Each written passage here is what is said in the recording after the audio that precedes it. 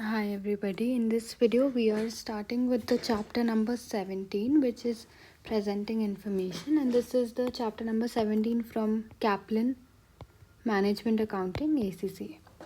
So before watching this video, make sure that you have watched the previous videos. In case you haven't, then I've linked them in the description box below. So this is a very easy chapter. You have already done it in the past. So we are just going to talk about how exactly are we going to present the information. We get information, but after we allocate the information, after we convert the data into useful information, how do you basically present your information to the public? How do you present the information to the people? So that is what we are going to see. What are the formats, or what are the ways using which you can in a way present your information? You can create reports, you can create tables, and using the tables you can convey your information, and then we have the graphs. So on the basis of graphs, by using graphs also, you can show how the information is. Okay, let's quickly see the introduction first. The major theme underlying management accounting is information. You know that everything related to management accounting begins with information, right? We now turn our attention to the output from the management accounting department, the presentation of the information to the management. We are basically, after we calculate everything and after everything we do, we have to present the information to the management accountants. So the information which we present must be in a format which is easy to understand and which is easy to digest, right? So that's like the first thing whenever you are talking about your presentation of the information. One of the desirable qualities of information is that it should be understandable to the user. So whoever is seeing the information, they should be able to understand the information which you are providing. Management accountants have been criticized in the past for presenting information in a form which is unclear to the non-expert. So if I know how to read the financial statements of a company, that doesn't mean that everybody will be able to. There might be someone who is not an expert. There might be someone who is not from the commerce background. So how will they be able to understand such complex financial statements? So whenever you are presenting the information, it should be presented in a manner which can be understandable, which can be understood by the non-experts as well. Very often, graphical methods of presentation are clearer to the user than a written or numerical presentation. So this is what I've explained. Okay, now we have writing reports. So we are first going to discuss what are reports and how do you exactly write the reports. Okay, so there are 4 stages or 4 steps. So there are 4 stages. It's a 4-stage approach to report writing. So whenever you are writing a report, there are 4 stages which needs to be followed. Now let's go over each and every step and see how that goes. When producing written reports, the management accountant needs to carry out 4 steps. The first and foremost step is prepare. So what do you understand by preparation? The second step is plan. Prepare, plan, and the third step is write, and after you write you need to review. So these are the 4 steps of the report. What are they? Prepare, plan, write, and review. So what do you understand by prepare? Let's go into the details of it. Determine the type of document required, detailed report, short memo, discussion note, etc. So first you need to prepare what exactly do you require, right? Establish the user of the information, and then we need to find out that who is the user who is going to read the information, so that we know who exactly is going to read the information which we are providing. The type of language used and the level of knowledge assumed will be largely determined by the end user. So if I know that I need to present the information to a person who is very well versed with the financial statements, then I will present it in that way. If I know that my end user is my customer who has no idea about the financial statement analysis, I will put it in the format of pie charts and graphs so that he or she will be able to understand. So what is the method or what is the way you are presenting? That is something which will always be dependent on who exactly is your end user. Find out what the report will be used for. This is the third thing. So you also need to prepare that what is the purpose of the report you are making. Is it to see the profits? Is it to see the investment? Is it to introduce a new product? Like, what exactly is the purpose of the report? So these are the three things which need to be prepared first. Determine the type of the document, who is the user, and what is the purpose of my report. So this comes under the prepare stage of a report. Next, we come to the planning stage of the report. What do you understand by planning stage of the report? Select the relevant data, right? Summarize, analyze, illustrate, and turn the raw data into useful information. This will often involve the use of management accounting techniques. Produce a logical order of the material. So whatever raw data you have, whatever material you have, now you are going to organize it, sort it, and arrange it in a manner which would be used to the generation. After the preparation and after the plan, you will be moving on to writing the report. So first you are preparing the actual purpose and everything. After that you are going to the planning part, right? So first you have the preparing part and then you go on to the planning part. And after that, finally you are coming to the main step, which is writing the report. So writing style. First you need to find out what writing style is appropriate. Take care over spelling and everything. So obviously these are some basic things you need to keep in mind. After you write, you are going to review. What is review? Reading what you have read and you reading what you've written and checking it. So you need to reread what you've written. You need to check that it meets the requirements and you need to ensure that it is complete and clear as well. So I hope the step of writing a research is clear. Writing a report is clear. The first step is prepare. The second step is plan. The third step is review, and the third step is write, and the fourth step is review. So that is the process of writing a report. Okay. Now we come to the structure of a report. What do you understand by the structure? How a report looks really, like in the real world. How does it actually look? So a typical I don't know why I'm calling report as a research. I mean report.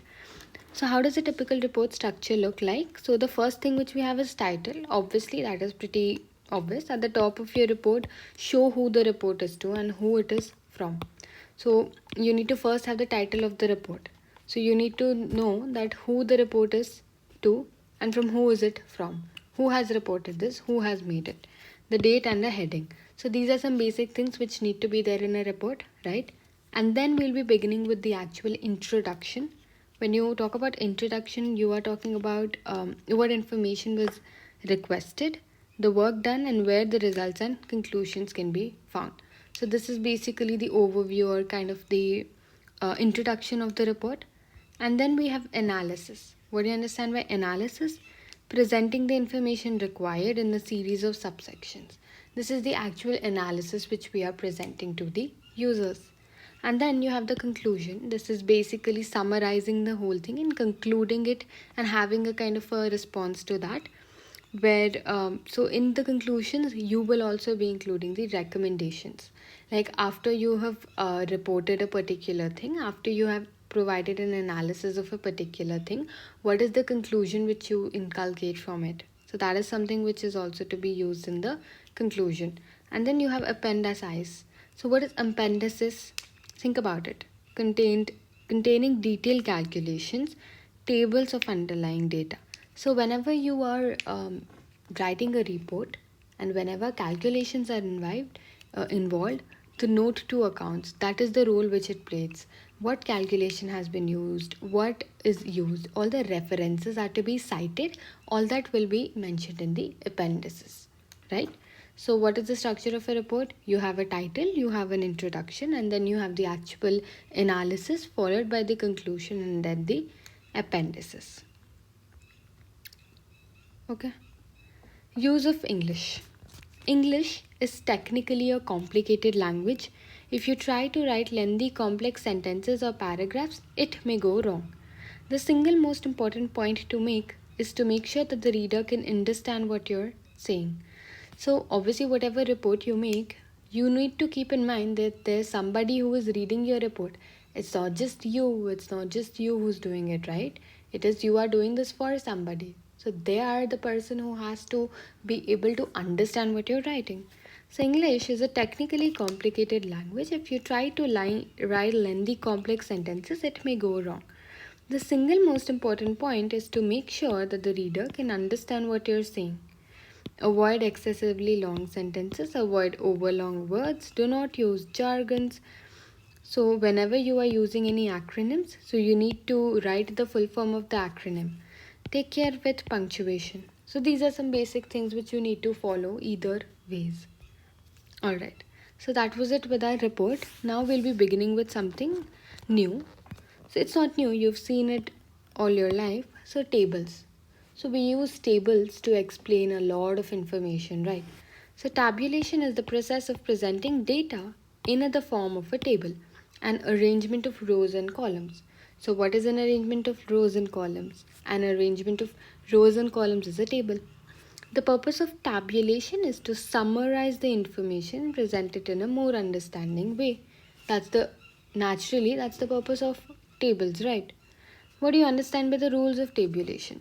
Let's see the rules of tabulation. The following rules or principles of tabulation should be considered with preparing tables. So first, whenever you make a table, there's a title to the table. The title basically shows what the table is about. The table must have a clear and a self-explanatory title. After the title, we have the sources. The source of the material used. So the table which you have made, the table which you have constructed or drawn, from where did you from where did you get the information which was related to the table? From where did you source the data? From where did you source the information? So that is something to be kept in mind. So then we have the source. And the source of material used in drawing up the table should be stated. For example, in a way of a footnote. After that, we have units. So, what units of measurement has been used? Is it in currency? Is it in grams? Is it in kilograms, meters, whatever it is? Or is it in thousands? And then we have headings. So, all the columns in the row have their specific headings, right? Totals. So, every table and a row, every column has a summarized total. You know that. Percentages and ratios. These should be shown if meaningful with an indication of how they were calculated. So you need to show the formula which has been used as well. So these are the things which are the rules of tabulation. Columns and rows. A table is set up in a form of a number of columns headed up across the page and then a number of rows of information moving down the page. A typical table would be set up as follows. So the vertical things are the columns and the horizontal things are the rows, and I hope you're clear with that. A key element of setting up a good table is to decide upon the optimal arrangement of the columns and rows. So how do you optimally arrange a column or a row? Let's look at that. Try to ensure that the table fits on one page. So we need to make sure that the table usually should fit on the same page. Try that the column should be arranged so that the related information is alongside each other. The information shown in the rows should be arranged so that there is a logical progression through the information, or any meaningful totals or subtotals can be clearly made. So this is how a table is usually, right? Okay, so we are done with the reports and we are also done with tables. Now we'll be starting with graphs. See, this is how the entire chapter is. It just discusses the various methods how you can present the information. I know it's a lot of theory, but it is important to know the theory before you become an ACCA, right? Okay, now we are beginning with graphs and charts. We'll be looking at all sorts of charts and all sorts of graphs which are used to present information. In the majority of businesses, graphs and charts are very important parts of presentations, reports, and website pages. They also play a key role in monitoring profits and investigating business opportunities. Bar charts and column graphs seem to be used the most. However, pie charts and line charts are also encountered.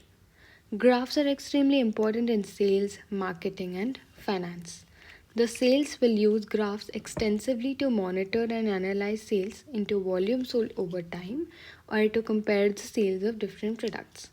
Placing information into a graph can clearly reveal where the most money is coming from, what products are selling well, and what products are not making enough money.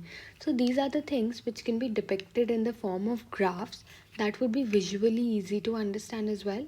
Hmm? Businesses also aim to make a profit, and different types of graphs can clearly display profits and losses. A graph or chart should be clear and unambiguous in order to help to achieve. So, now we'll look at the rules which are to be followed. Give each graph a name and title or a title, obviously. State the source of the data, obviously. State the units of measurement. These are what we've discussed in the table as well. Give a scale so that the graph can be properly interpreted. Whenever you are constructing a graph, you remember in middle school also we used to select a scale, right? Like 1 square is equal to 2 grams or something like that. We used to select a scale. Ensure that the presentation is neat. Use a key to explain the contents. So you need to use a key to explain the contents. If axes are used, they should be labeled. For example, you have x and y and you need to label the axes.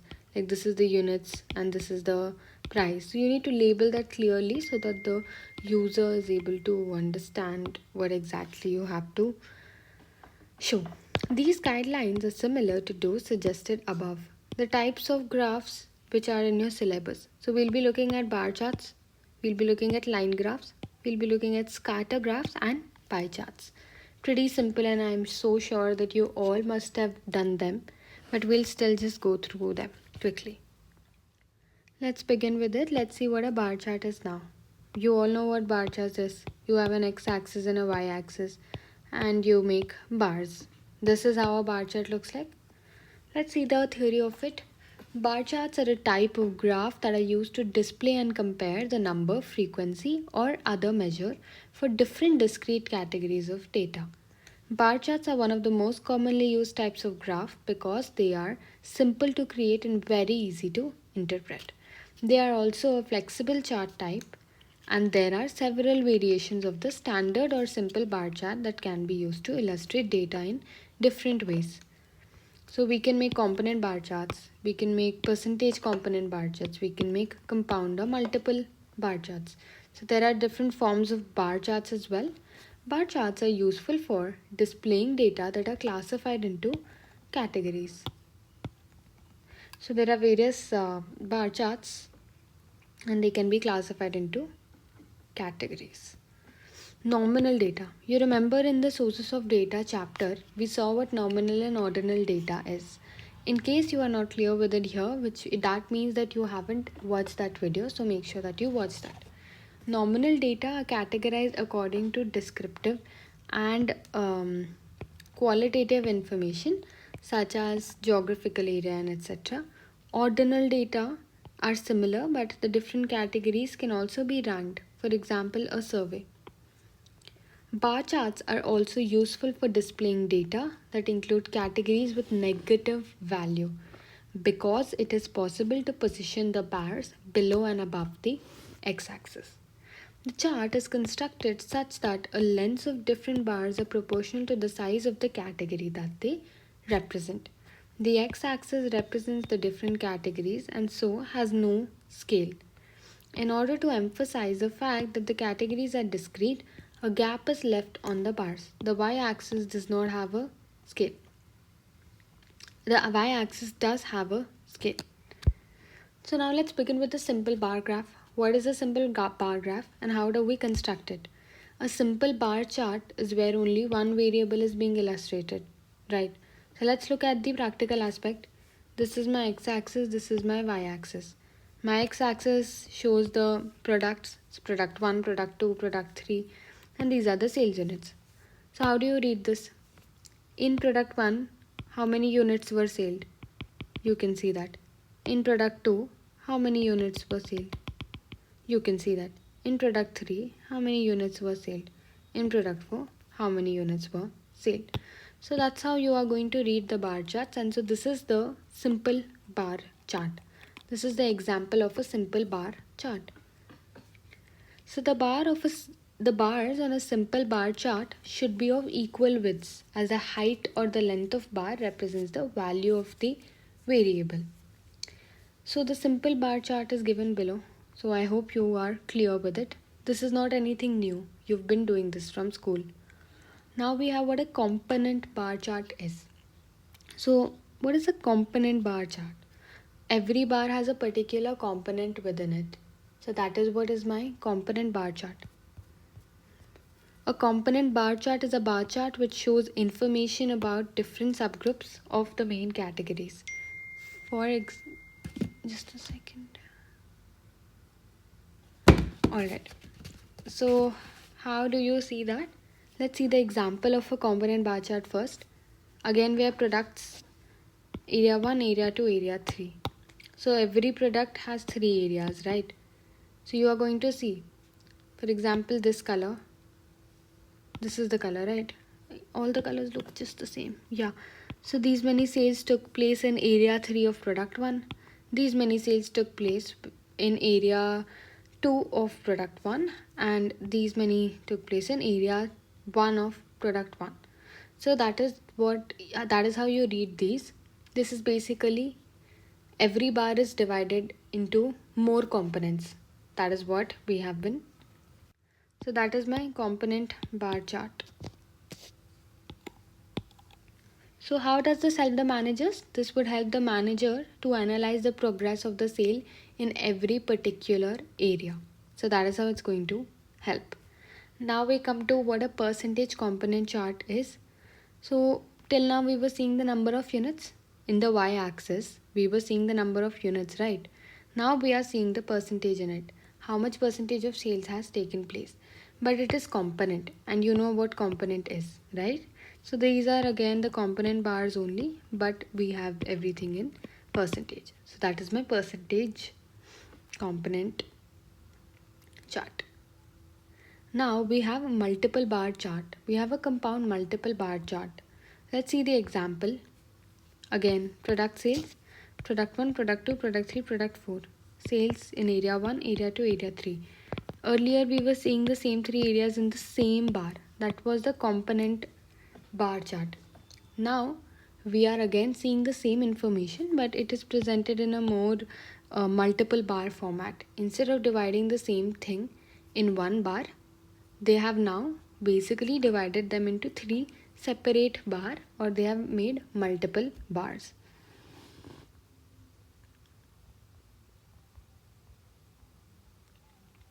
So the same thing can be used as a component bar chart. This is my component bar chart and this is the multiple compound chart.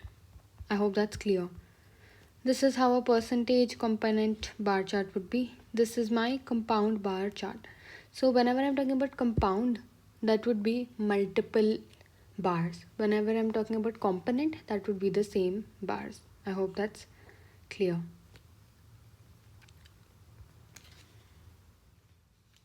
Let's begin with line graphs. So what are line graphs? I'm sure that you're well aware with the line graphs as well. But let's just quickly go through them. Look at this. This is a line graph. So in quarter 1, this much sales took place. In quarter 2, let's say this much took place. In quarter 3, this much. In quarter 4, this much. So this is how you basically analyze the quarterly sales using a line chart. So how do you usually construct a line chart? You have bars. This is an example. You have bars and you basically join the midpoints of the bars. We'll be seeing, you don't have to actually learn the details of constructing a line chart, but this is how a line chart looks. So a line chart is something which is visually very easy to understand. Like looking at this, I know that my sales have increased, right? I can look at the upward slope.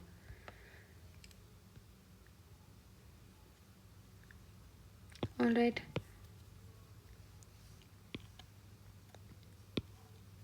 So you can read it by yourself. I think it's basic stuff.